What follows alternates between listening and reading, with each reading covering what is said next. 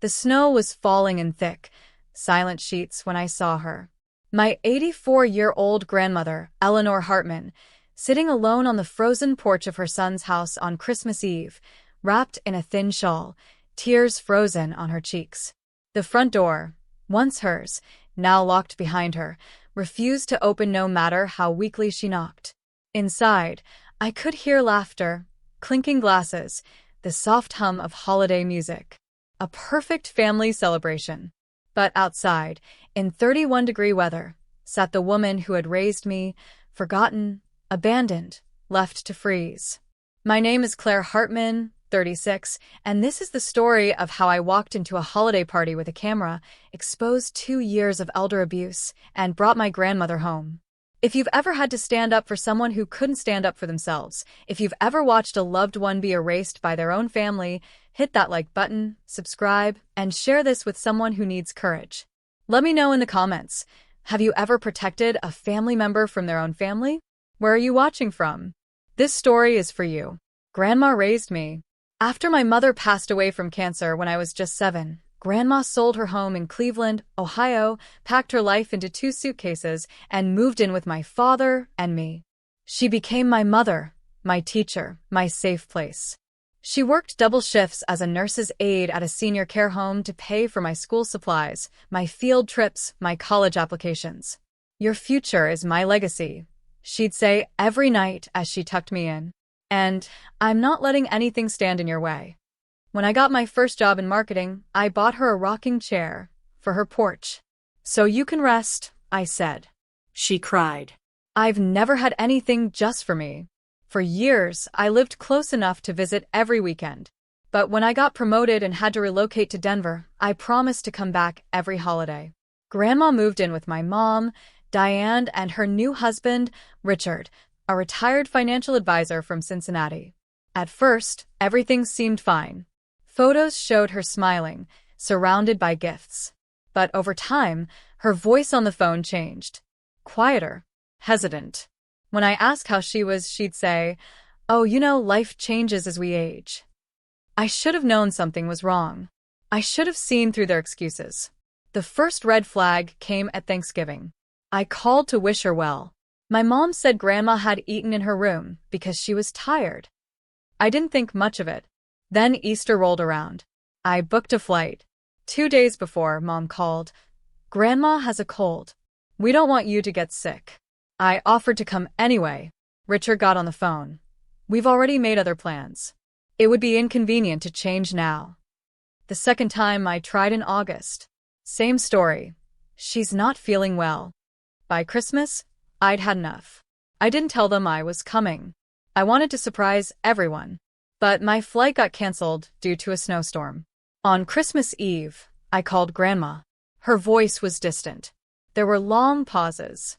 I heard someone enter the room, and her voice dropped. "Is everything okay, Grandma?" I asked. "You can tell me if something's wrong." Silence. Then, life changes as we age. Some things are hard to explain. That was it. I packed a bag, booked the next flight, and arrived in Cincinnati at 8 p.m. on Christmas Eve. I drove straight to the house, a 2-story colonial in a quiet, affluent neighborhood. Through the front window, I saw the party in full swing. Champagne flutes, laughter, a massive tree decorated in silver and blue. I parked across the street and watched. And that's when I saw her. Grandma, sitting on the porch steps, alone, shivering, a thin shawl around her shoulders.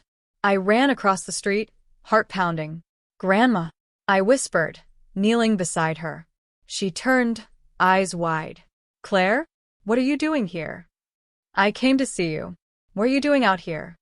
"They said I needed to cool off," she said, her voice trembling. I asked to come back in, but no one answered. I helped her stand. She felt so light, like she'd lost weight. I tucked my coat around her and knocked on the door. It opened. My mom, Diane, stood there in a sequin dress, smiling. "Claire, what a surprise. Why is Grandma sitting outside in freezing weather?" I demanded. "Oh, she's just being difficult," Richard said, stepping beside her. She made a mess of dinner prep. We told her to take a moment. She's 84 years old, I said, my voice shaking. You left her out here for hours. It's not a big deal, my mom said. She's confused sometimes. We're handling it. I looked at Grandma. Her hands were numb. Her lips were pale. I knew this wasn't confusion. This was abuse. I pulled out my phone and turned on the camera. I'm recording this. Touch her, and I'll add assault to the elder abuse charges. Richard froze. Guests turned, confused. I stepped inside, holding Grandma's hand. Everyone, I'm sorry to interrupt your evening, but I need you all to know what's been happening in this house. I told them everything.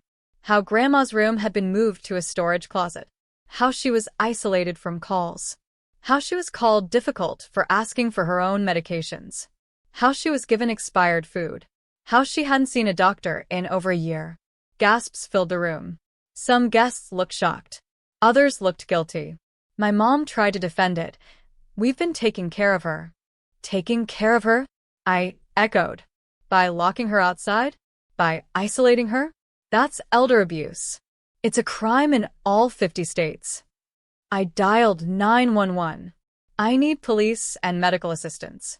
An 84-year-old woman has been left outside in freezing temperatures. She's showing signs of hypothermia. While we waited, I went to Richard's office. Open it, I said. That's private, he snapped. It's where you keep Grandma's documents. Open it. He refused. I kicked the door in. Inside, I found stacks of her bank statements, her pension being drained, her will altered, her Social Security checks, cashed by Richard. I found a locked drawer, broke it open.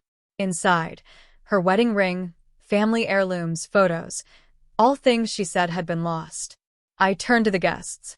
These are the things they took from her. Not just her dignity, her identity. Paramedics arrived. They confirmed hypothermia, dehydration, malnutrition. She needs hospital care, the lead nurse said. And soon. I went with her. That night, in the hospital, Grandma finally broke. I didn't want to burden you, she whispered. I thought if I stayed quiet, it would get better. You could never be a burden, I said. You raised me. I owe you everything. The next day, I called an elder law attorney, a friend from college. She connected me with a specialist in elder abuse. We filed charges. Richard was arrested. My mom's case was pending. She claimed she didn't know. But the evidence was clear. Bank records. Medical neglect. Witness statements from neighbors who'd seen Grandma sitting alone on the porch before. Richard took a plea deal, admitted to financial exploitation and neglect. My mom stayed silent. But the family dynamic had shifted. I moved Grandma into my apartment in Denver. At first, she was hesitant. I don't want to be in your way, she said. You're not in my way, I said. You're my home. Slowly, she healed. Proper meals. Regular checkups. Therapy. She started teaching baking classes at the senior center. I forgot who I was for a while, she said one evening. They made me feel useless. Being needed again reminds me of my worth. That worth had never been in question for me. Every day, I thanked myself for trusting my instincts. The thought of what might have happened otherwise was too painful. A year later, we celebrated Christmas at our new place. Friends, family, neighbors, all gathered around a small tree. Grandma stood to speak. A year ago, she began, voice strong. I sat freezing on a porch, believing I'd been forgotten by the world. Tonight, I'm surrounded by true family, people who value me not for what I can provide, but simply for who I am. She raised her glass. To speaking up. To second chances. To love that protects, not punishes. The room erupted in applause. I sat there, tears in my eyes, knowing I hadn't just saved her. I'd reclaimed her. If this story moved you, if you've ever seen signs of elder abuse and didn't know what to do, hit like, subscribe, and share. Let me know in the comments. Have you ever had to stand up for a loved one? Where are you watching from? Thank you for listening. And remember, love isn't silence. Love is action.